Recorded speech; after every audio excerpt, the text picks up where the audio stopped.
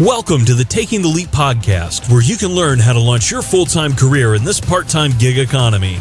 No matter what career you're in, you have the potential to be the best version of you and overcome whatever obstacles stand in your way. And now, here's your host, the CEO of Bonvera, Bob Dickey. Welcome back to Taking the Leap podcast. I am your host, Bob Dickey, and this morning I have the distinct honor of welcoming our guest, Kelly Fletcher, to the program. Kelly's got an incredible background. I've worked with her for many years, not only here at Bonvera, but also in my previous role with Crown Financial Ministries. And Kelly has quite the impressive background. She is a graduate of Meredith College out of North Carolina. She has degrees in vocal performance and in communications. And in a few minutes, we'll hear about how she had an incredible time on Broadway up in New York for many years and the great work that she did there. She started her career working with a multitude of various agencies and started her own company at the age of 40. Something else that folks may not know is that Miss Fletcher is also the former Miss North Carolina and participated in the Miss USA pageant. And Kelly now not only runs a great marketing firm, but she specializes in reaching a female audience and communicating with female audiences around the globe. And so she's hired by great companies to reach female entrepreneurs and female customers. And Kelly, you have done just such a fabulous job with us, working with me over the last number of years, and just greatly appreciate your friendship and your leadership. Always enjoy my daughters getting around you and getting inspired and learning from you. So thank you so much for being on the program this morning. It's great to be here, Bob. Thank you so much. I've got to correct you on one thing. Yes. I never got a Broadway show. Never got a Broadway. Well, you worked on Broadway. Well, off Broadway, and then I sang with the National Opera Company for a couple seasons, and I did a lot of Broadway tours, but I never got a Broadway show, which led me to being really forlorn, and I thought I was washed up, and so I left New York when I was 29 because I thought I was ancient. And now I look back on that, and I'm like, that was so stupid to think I was ancient at 29. Okay. Well, hey, look, let's dive into that a little bit. You had this dream as a young woman, yes, to leave North Carolina, go to the big city, the Big Apple. I think there's a lot of stories like that. And you got up there and got to do it for better part of a decade, it sounds like. Well, I lived there for about 4 years, but for about 3 years before that, I would drive back and forth from Raleigh, North Carolina to New York City for voice lessons. I would drive like a Honda Civic hatchback from Raleigh to New York. It was like 550 miles. I would stay in the cheapest hotel I could, and I would stay for like 2 nights and take 3 lessons and drive back. And finally, I decided to just take the leap, no pun intended, and move to New York. And I had an agent, and I worked a lot, but I also didn't work a lot. So the way it works in the performing arts is it's helpful to live in New York City because that's where all the auditions are, but very few of the jobs are there. So when you go to a regional production of a tour, well, most all of those actors, singers, dancers auditioned in New York and were cast in New York. But then they might go live in Chicago for 6 months, or they may be on a national tour for a year. So, but yes, that was always my dream. But I also had another dream of being a mom. And so I really decided after doing that a while that it wouldn't be conducive to having children because there's so much travel and uncertainty. And so when I left New York at 29, I think I had this like little baby soul who wanted to come to me because it didn't take too much longer for him to get here. So, yeah. Well, so going back and thinking about the mindset that you must have had as a young person, I mean, driving to New York from Raleigh on a regular basis to have coaching lessons and so forth. Yeah. I mean, I've known you now for many years. You are definitely a person that is not afraid. You're not afraid of risk. You're not afraid of taking the leap. It sounds like that was part of your DNA from early on. Well, I think according to my mother, I was always very stubborn and wanted to do things that nobody really thought I could do because I grew up in a small town in Western North Carolina where there was no opportunity. The biggest opportunity we had was to be in the church youth choir and the church youth group. And we used to put on these elaborate productions with costumes and makeup and lights. And that was really where I got the bug. You hear so many performers say that church is where it all started for them, and that was me too.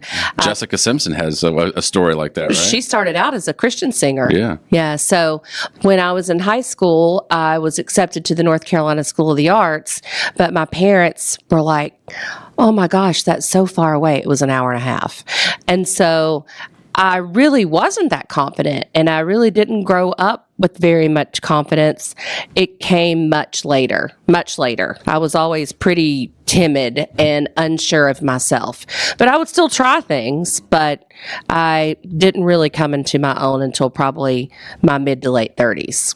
So it wasn't necessarily part of your DNA early on, just like you started taking baby steps, you got more and more courage, a little less fear. It's like, and then that's interesting to see how maybe that developed over time for you. Well, I think the fear is always there, and if it's not, there may be a little bit of an issue. It may be called overconfidence or narcissism or whatever you want to call it, because I think having a little bit of a pit in your stomach when you're trying to make a big decision or take a risk is perfectly natural. It's just like getting really nervous before you go on stage whenever you've sung a role 100 times, but you still have that little modicum of doubt that gets the adrenaline going and kind of fuels you to say, okay, I'm going to do this and I'm going to push through.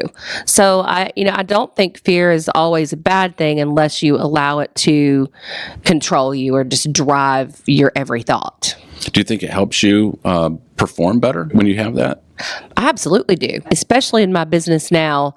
Whenever things are going great and you get a little complacent, it's easy to slack off a little bit and think, oh, I don't need to make all those new business calls, or I don't need to do the things that I know yield success. And it's cumulative. You have to keep doing these things even when you're in the good times, because if you slack off and you don't, and you have a downturn, then you have no funnel. So I think whenever I'm struggling with the business and I'm looking around thinking, okay, cash flow's not looking so good, we're not having a great quarter, and I get a little bit of fear, then I'm on it. Like I'm on it. Like I'm just like, okay, I'm going to work however many hours it takes me to turn this around, because the alternative is not looking so fun. That's right.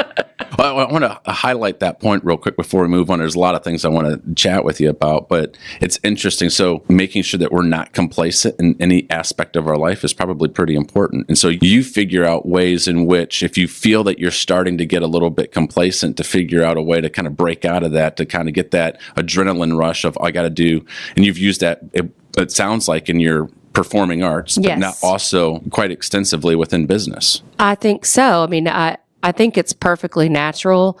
Sometimes I would like to be a little bit more even keel, but that's not really my personality.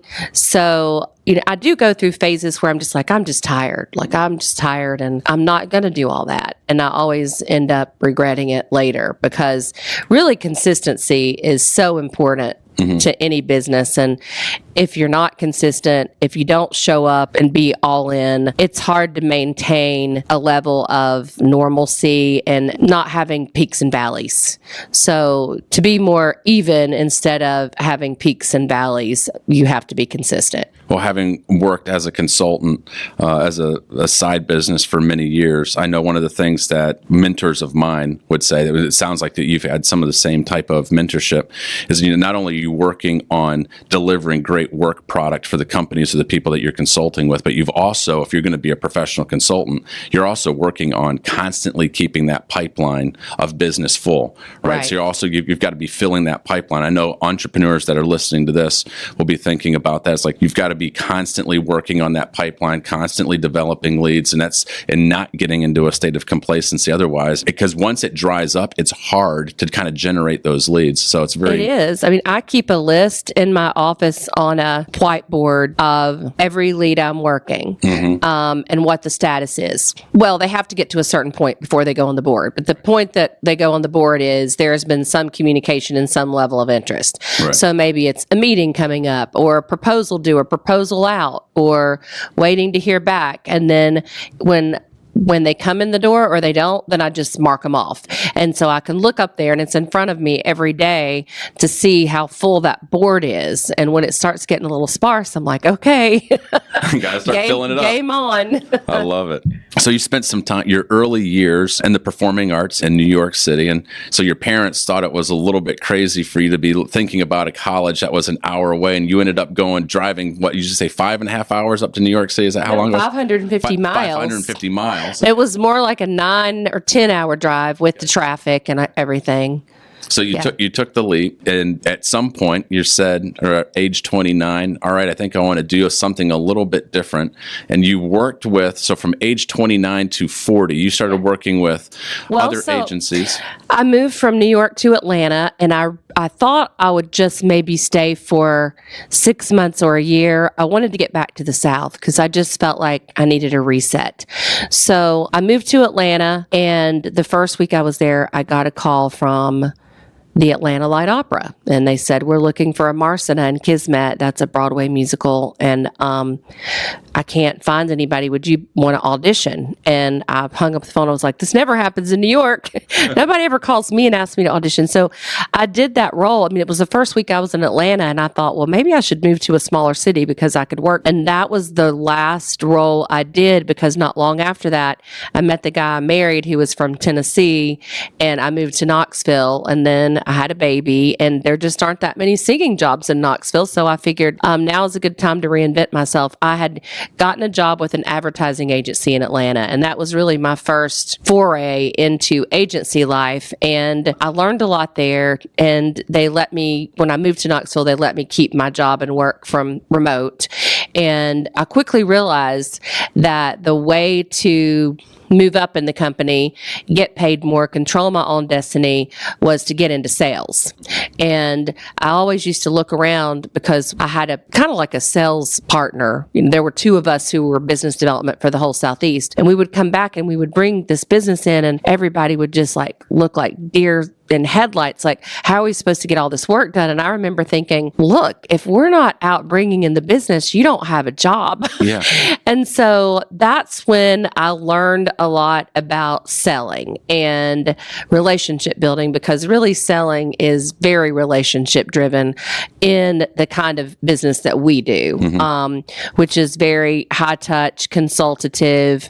And so that's really where I learned that valuable skill. I don't think that I would be in business today if I hadn't learned the discipline of selling, because it is a discipline and it's not for everybody, but you can learn. I want to talk a little bit about that, but I want to back up. You said something. You said you reinvented yourself. What was that like when you were going through that stage of reinvention? Because there's a lot of people that are doing that in this modern economy. Experts are saying that millennials are going to have to reinvent themselves multiple times in their career. No doubt. And so what advice would you give somebody who is finding themselves in that spot where they're needing to reinvent themselves, do something different that they've never done before? What did you learn? What was that process like? It was probably easier for me because I'd moved to a new city and I didn't really know that many people. So nobody had any preconceived notions of me. Where in my past, I was in a bucket that she's a singer, she's in the performing arts.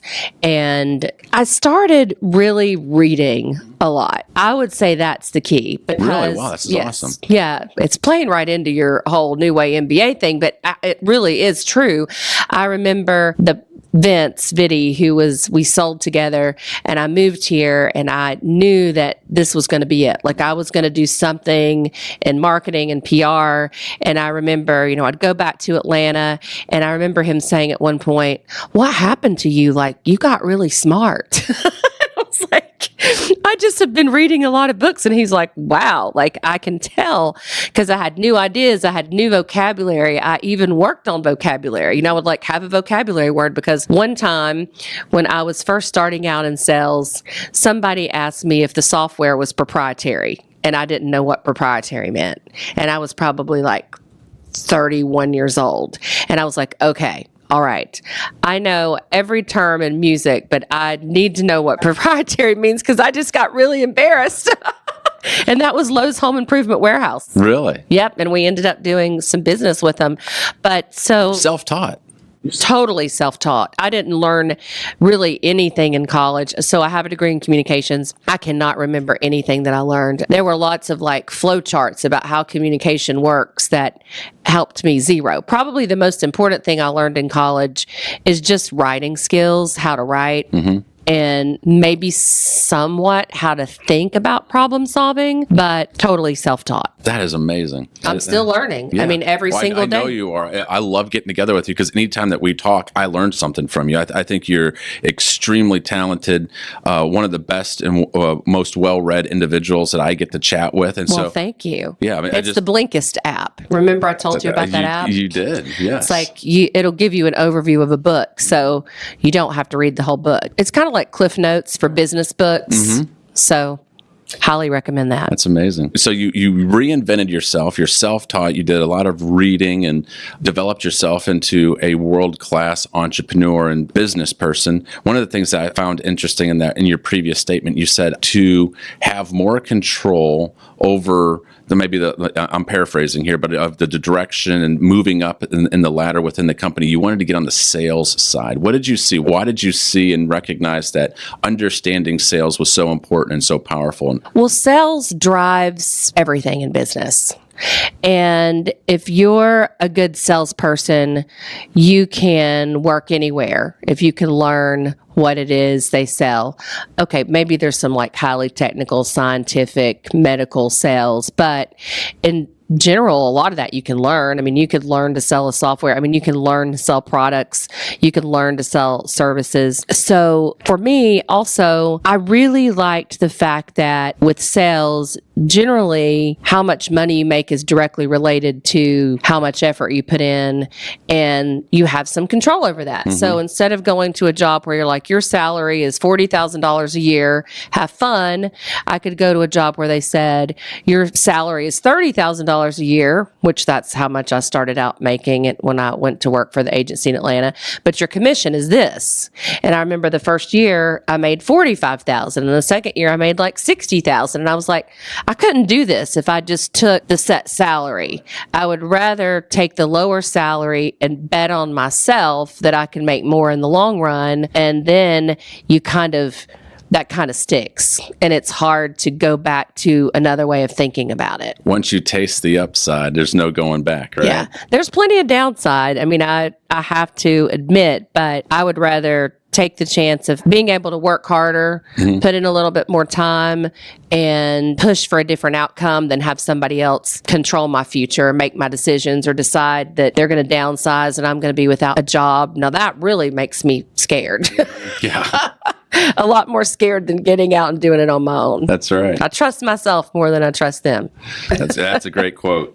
So somewhere around the age of 40, you had been working with agencies, growing, learning, developing, and you've got this idea, I'm going to start my own firm. I'm going to go out and be in business for myself, do my own thing, be an entrepreneur. What was going on in your mind? What led you to take that leap? Well, it wasn't quite that well thought out. I had left the agency world and I was working in-house for a home shopping network. And it's a great brand. Yes. So, it wasn't HSN, it was Jewelry Television, which only sells jewelry, and they're 24/7, 365. At the time, it was about a $500 million company, and I was their first director of public relations and corporate communications. They'd never had one before, and I learned so much there because we studied female consumer behavior. We did lots of research. We did lots of focus groups. We looked at data. I really was even though my title was PR and communications, I was very involved in the marketing part of it too. So I was really fascinated by all that. The buyer's journey, how she thinks,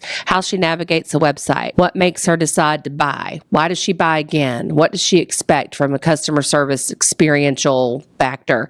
And so I worked there for a while, and then my son was like 6. And I decided, I could do this job as a contract employee if I could talk them into hiring me on a contract basis for less money And so eventually I talked them into giving that a try. And I had one other client, and that equaled my salary that I was making for a year. And I had 2 one-year contracts. And so that's really how I started. I didn't think that it was going to be a full-blown business. I think I just thought I was going to be like a glorified freelancer, maybe with one helper. And so that's how it started. And everything I learned really along the way was by asking people, by having mentors, eventually hiring a business coach. And I had a lot of help in that regard. So, and then it just started growing organically, and that's how I got to where I am now. Fletcher PR. Yeah. Right? So if people want to learn a little more about your business and see the work that you're doing and the clients that you've been able to serve, they can go to FletcherPR.com, right? It's FletcherMarketingPR.com. Okay. We added the marketing in about 5 years ago because what we do now is so integrated. You know, all of those communication strategies relate to marketing. And so when we can help a client integrate all that, that's when we have the most success. And public relations has changed a lot. I mean, the media has changed. There aren't nearly as many media outlets out there as there were. Social media is the new big, great unknown media outlet. So we had to adapt, and I think that's another important thing, is you have to be continually adapting and growing and thinking about your business in new ways so you don't become irrelevant. And with that, we thought this would be a great place to segment the episode and break it into 2 parts. This concludes part 1 of this podcast series with our special guest, Kelly Fletcher.